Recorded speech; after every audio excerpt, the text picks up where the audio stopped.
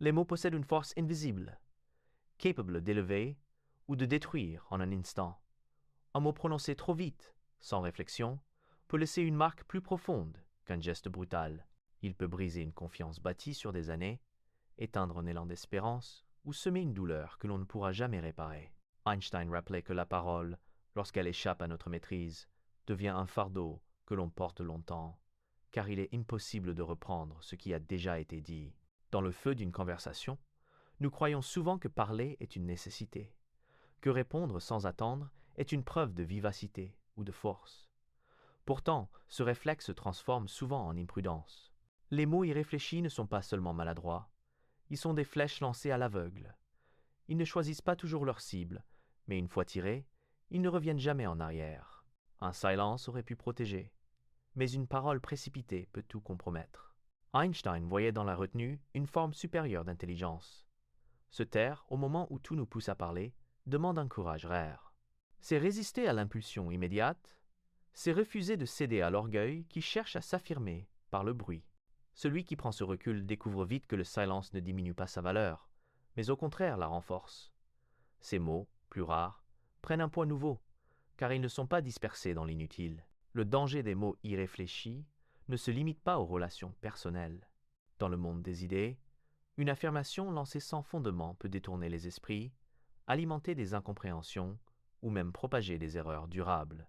Einstein, conscient du pouvoir de la parole dans le domaine scientifique, comme dans la vie quotidienne, rappelait que chaque mot engage une responsabilité. L'esprit sage ne se précipite pas pour remplir le vide. Il attend que la vérité mûrisse avant de se prononcer. Mais ce n'est pas seulement l'autre que l'on blesse par des paroles incontrôlées. C'est aussi soi-même que l'on trahit. Car chaque mot irréfléchi nous éloigne de notre intégrité. Il trahit nos valeurs, notre patience, notre profondeur. Et bien souvent, une fois que l'écho de nos paroles revient vers nous, il ne reste que le regret. Le silence, lui, n'apporte jamais ce goût amer. Ainsi, le poids des mots irréfléchis est une leçon que l'on apprend parfois trop tard. Pourtant, Einstein nous offre un avertissement clair. Il vaut mieux supporter le vide d'un silence que le fardeau d'une parole malheureuse, car le silence se dissipe avec le temps, mais le mot imprudent s'inscrit dans la mémoire de ceux qui l'ont entendu. Et dans cette mémoire, il peut continuer à résonner bien après que nous l'ayons oublié. La colère est une force qui monte comme une vague, soudaine et violente, submergeant la raison et effaçant toute clarté. Dans cet état, ce ne sont plus nos valeurs ou notre discernement qui nous guident, mais une impulsion brute, une énergie qui cherche à s'échapper par les mots. Et ces mots, lancés sans retenue, deviennent des armes. Ils tranchent, blessent et laissent des cicatrices qui durent bien plus longtemps que l'explosion de colère elle-même. Einstein mettait en garde contre ce piège. Laisser nos émotions parler à notre place, c'est souvent condamner nos relations à porter les traces de notre imprudence.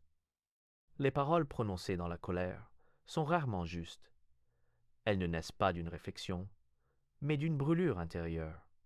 Elles accusent, elles exagèrent, elles écrasent.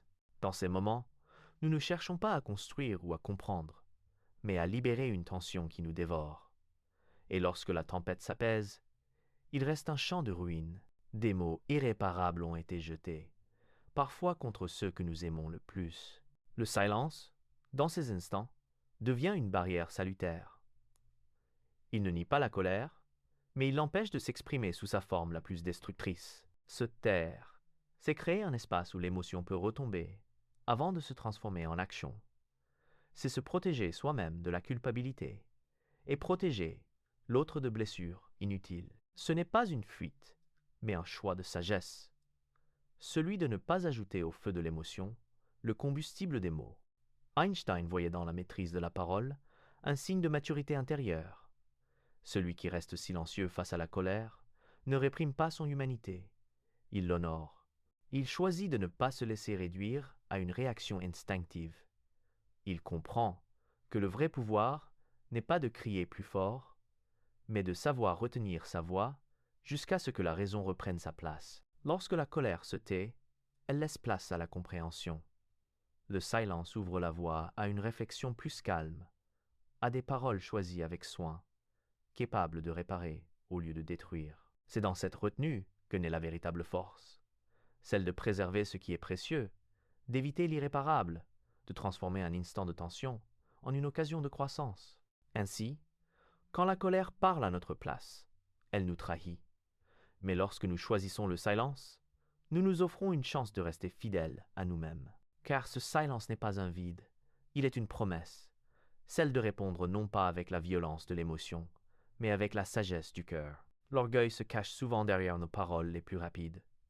Il nous pousse à répondre avant même d'avoir écouté, à vouloir triompher dans la discussion, plutôt que de chercher à comprendre. Ce besoin irrépressible d'avoir raison nous enchaîne à une logique de confrontation, où chaque mot devient une arme destinée à écraser l'autre, plutôt qu'à éclairer la vérité.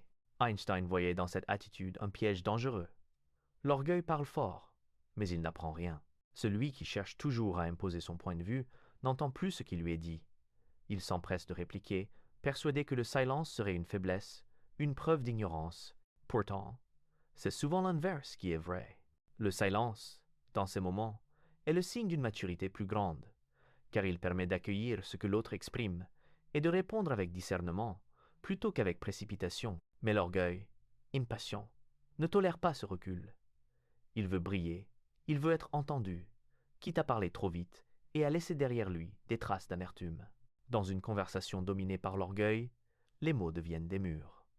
Chacun parle pour se défendre, pour protéger son image, pour prouver qu'il détient la vérité.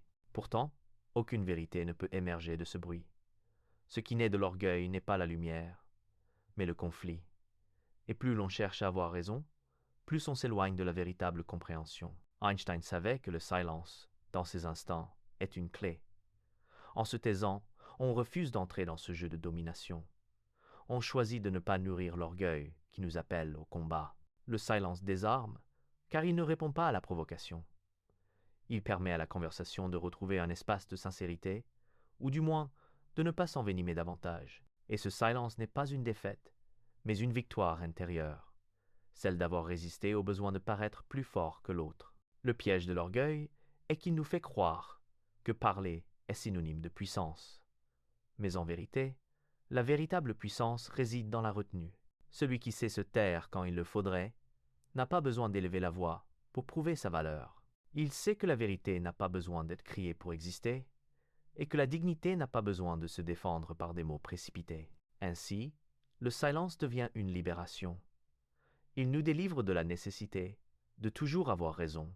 Il nous rappelle que la sagesse ne se mesure pas au nombre de répliques, mais à la profondeur du calme que l'on choisit de garder. Là où l'orgueil pousse à parler trop vite, le silence ouvre la voie à l'écoute, à la compréhension et à une vérité plus grande que nos égos. Il y a, dans l'être humain, une peur profonde de paraître ignorant. Face à une question, une affirmation ou un sujet que l'on ne maîtrise pas, l'instinct nous pousse parfois à combler le vide par des mots inventés, par des certitudes fabriquées. Nous préférons donner l'illusion de savoir plutôt que d'avouer notre ignorance. Mais Einstein rappelait que cette illusion est un piège. Prétendre savoir, c'est se couper de l'opportunité d'apprendre, et c'est trahir l'authenticité qui fonde toute véritable relation. Les paroles prononcées sans vérité n'ont pas de racines. Elles flottent dans l'air un instant, séduisantes peu, être, mais vite balayées par la réalité. Celui qui parle pour masquer son ignorance croit se protéger, mais il s'expose davantage.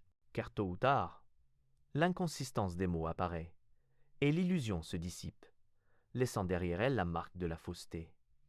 Rien n'abîme plus la confiance que de découvrir qu'un discours n'était qu'un masque. À l'inverse, choisir le silence lorsqu'on ne sait pas est une preuve de sincérité. C'est dire, sans prononcer un mot, je préfère être vrai que paraître. Ce silence n'est pas une faiblesse, il est un acte de courage. Il ouvre la porte à la curiosité, à la recherche, à l'apprentissage. En acceptant de ne pas tout savoir, on se donne la chance de grandir.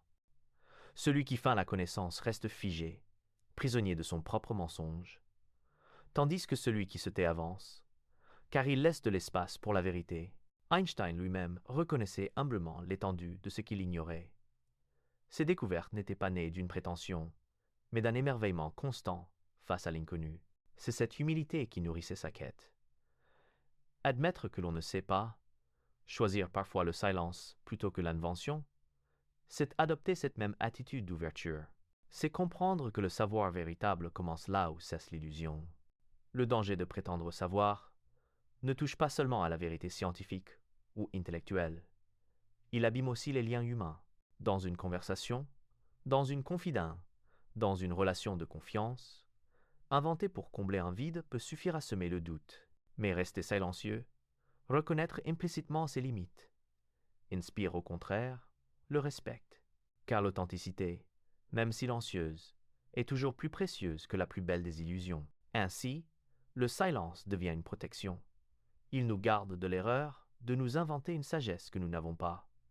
Il nous maintient vrais, libres de l'orgueil et du mensonge. Et il nous rappelle cette vérité simple.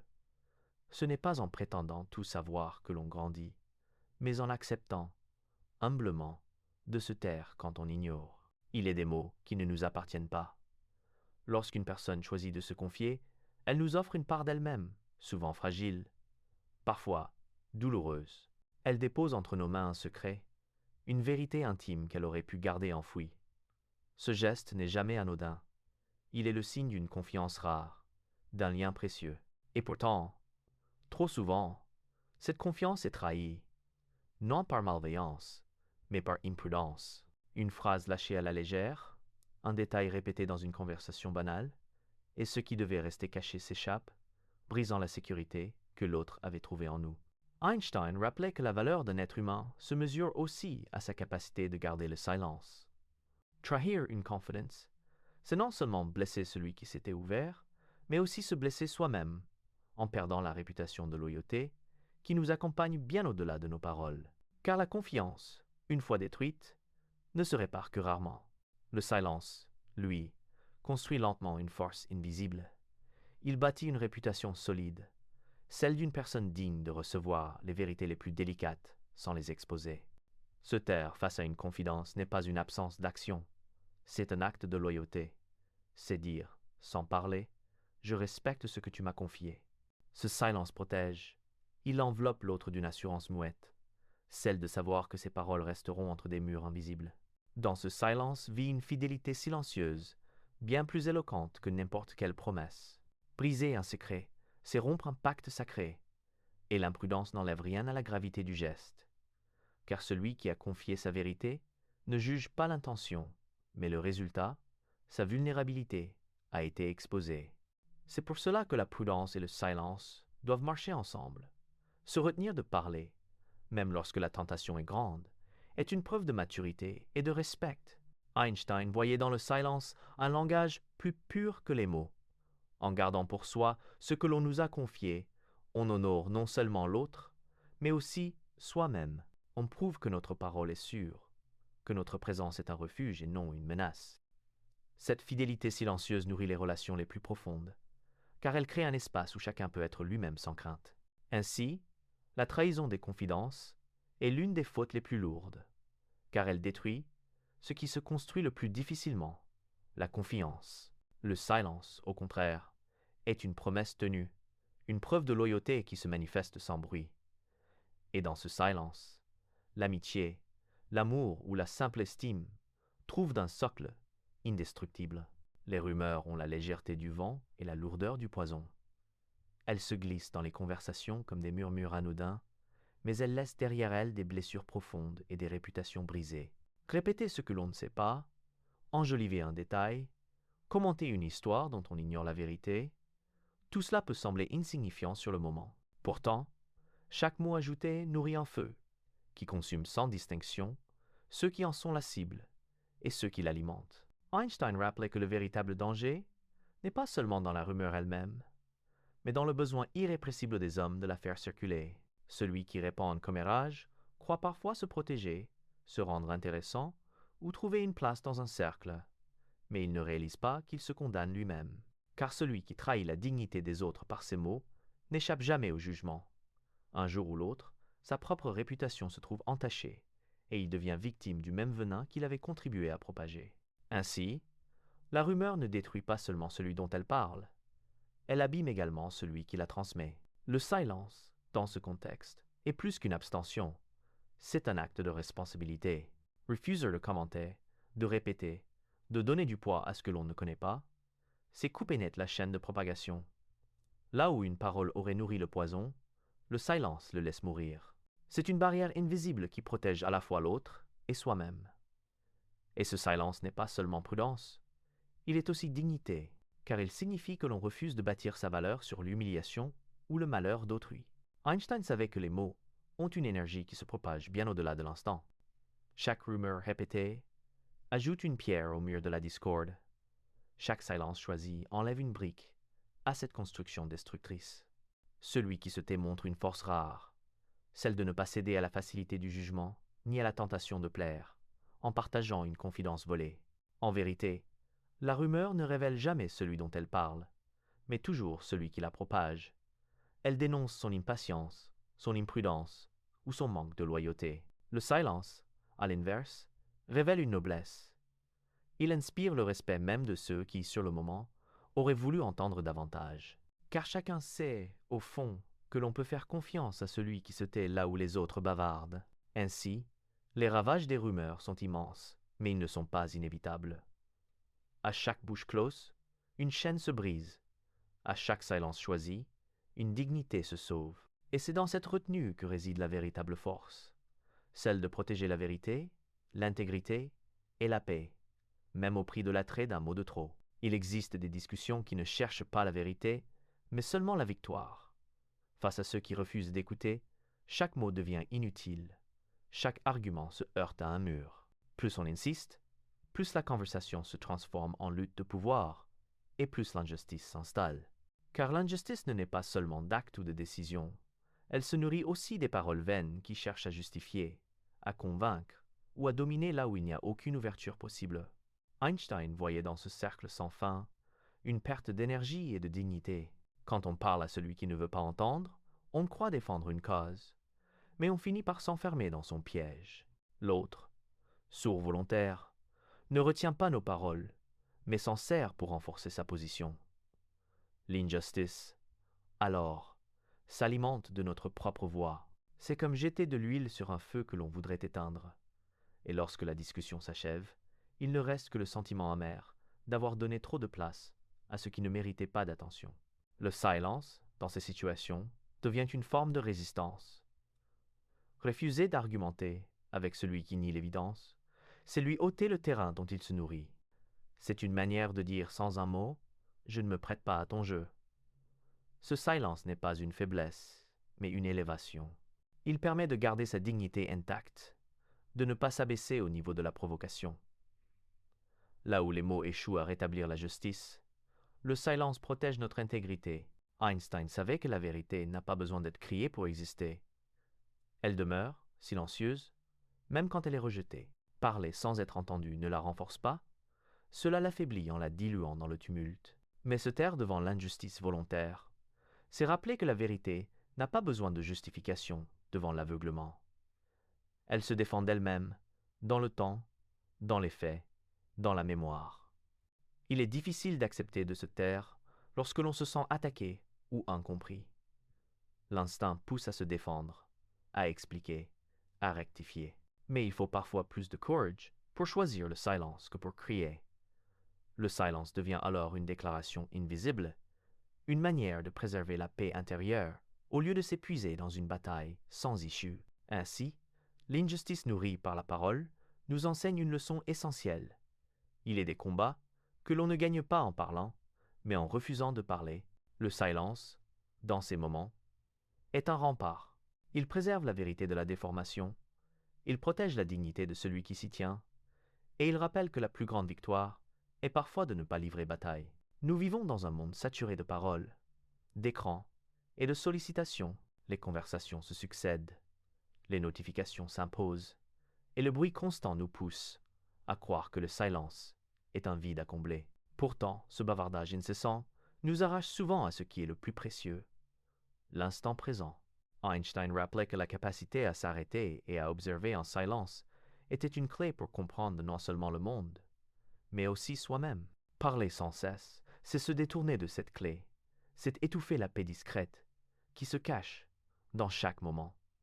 Quand les mots remplissent tout l'espace, il ne reste plus de place pour la contemplation, la beauté d'un paysage, le sourire d'un proche, la simplicité d'un silence partagé, passent alors inaperçus. Nous croyons vivre, mais nous ne faisons que commenter la vie qui s'écoule devant nous. Le bruit que nous produisons devient un voile qui recouvre l'évidence. Le présent est déjà assez riche pour être savouré tel qu'il est. Le silence, au contraire, ouvre une porte. Il permet de ressentir ce qui nous entoure avec une intensité nouvelle. Dans le calme, les sens s'aiguisent. Le chant d'un oiseau, la chaleur d'un rayon de soleil, le souffle léger du vent deviennent des expériences pleines et profondes. Ces instants, si souvent négligés, sont pourtant ceux qui nourrissent la gratitude et la sérénité. Celui qui apprend à se taire découvre que le monde n'a pas besoin de commentaires pour être beau. Il a seulement besoin d'être regardé, écouté, habité. Parler sans cesse trahit aussi une agitation intérieure. Nous parlons pour combler un malaise, pour fuir la solitude, pour masquer nos doutes. Mais en fuyant ainsi, nous perdons la rencontre avec nous-mêmes. Le silence, lui, nous ramène à l'essentiel. Il nous invite à respirer, à nous recentrer, à accueillir ce qui est déjà là. Il ne demande rien, il offre simplement un espace où la paix peut s'installer. Einstein savait que l'émerveillement naît de l'observation silencieuse. Ses découvertes n'étaient pas le fruit du tumulte, mais de moments où il savait se taire pour laisser la réalité lui parler. De la même manière, chacun de nous peut retrouver un éclat de sagesse en choisissant de se taire pour écouter le présent. Ainsi, le moment présent ne se révèle pas dans le bruit, mais dans le silence.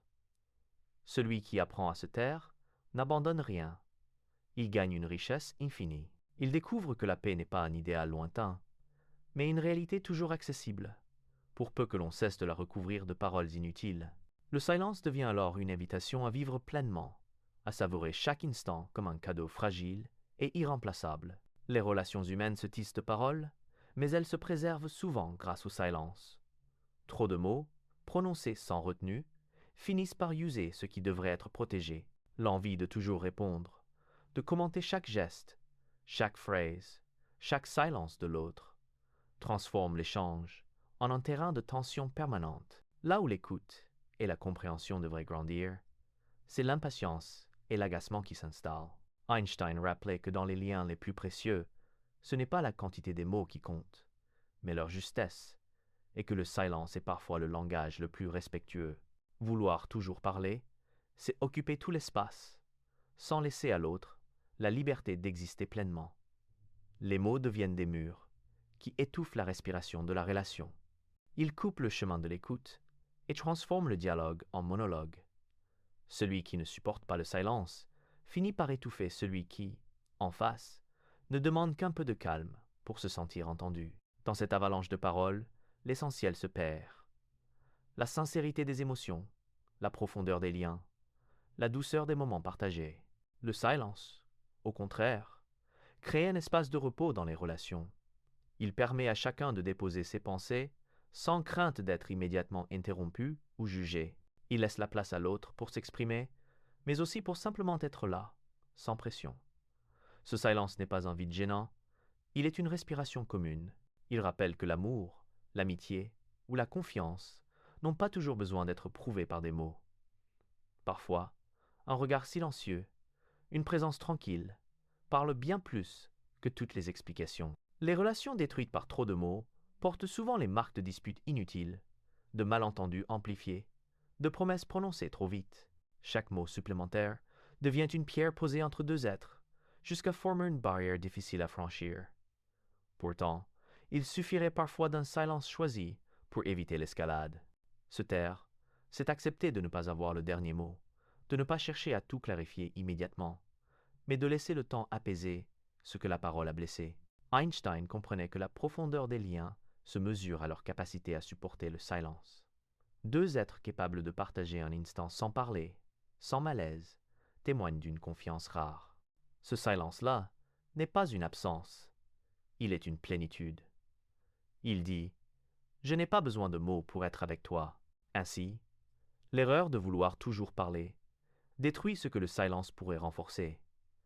Apprendre à taire certains mots, à accueillir le calme, c'est protéger nos relations les plus précieuses, car le silence n'est pas un obstacle au lien, il en est l'allié le plus fidèle. ChatGPT disait Einstein voyait dans le silence une sagesse universelle, une force invisible qui traverse les siècles et les cultures. Pour lui, la véritable faute n'était pas de se tromper ou de douter, mais de céder à l'impulsion de toujours parler, de toujours remplir le vide. Car ce vide n'est pas une absence, il est un espace sacré, une respiration nécessaire. Ne jamais se taire, c'est s'exposer à la dispersion, à l'erreur, au regret. C'est laisser les mots dominer notre vie au lieu de les mettre au service de ce qui compte vraiment. La faute fatale, disait-il, est de croire que la parole est toujours un signe de force. En réalité, c'est souvent l'inverse. Celui qui parle sans cesse finit par diluer la valeur de ses mots. Celui qui refuse le silence ne laisse pas à son esprit le temps de mûrir, ni à son cœur celui de ressentir. Il s'épuise dans un bruit qui le sépare de lui-même et des autres. À l'opposé, le silence choisi, assumé, devient une discipline intérieure. Il apprend la maîtrise, il enseigne la patience, il ouvre un chemin vers la lucidité. Faire du silence une pratique quotidienne, c'est apprendre à distinguer ce qui mérite d'être dit de ce qui doit être gardé. C'est comprendre que la retenue est parfois plus éloquente que les plus beaux discours. C'est offrir aux autres non pas un flot de paroles, mais une présence authentique, une attention réelle. Dans nos colères, nos relations, nos décisions, le silence agit comme une protection. Il nous garde de l'irréparable, il nous préserve de l'orgueil, il nous protège de la rumeur, il nous rapproche de l'essentiel. Einstein n'invitait pas à se taire toujours, mais à se taire mieux, à faire du silence une force intérieure qui guide la parole lorsqu'elle devient nécessaire. Car une parole qui naît du silence est une parole claire, forte et juste. Elle n'est pas jetée au hasard, elle est posée avec discernement. L'avertissement d'Einstein résonne comme un appel. Ne laissons pas nos vies se perdre dans le bruit. Apprenons à respecter le silence, à l'intégrer dans nos gestes quotidiens, à le considérer non comme un vide gênant, mais comme un allié. Dans un monde saturé de mots, le silence devient un acte de rébellion douce, un choix de profondeur, une preuve de maturité. La faute fatale est de ne jamais se taire. La sagesse, au contraire, est de savoir quand le silence vaut plus que tout ce que nous pourrions dire. Et dans ce choix se cache une liberté immense, celle de vivre plus vrai, plus en paix, plus proche de soi et des autres.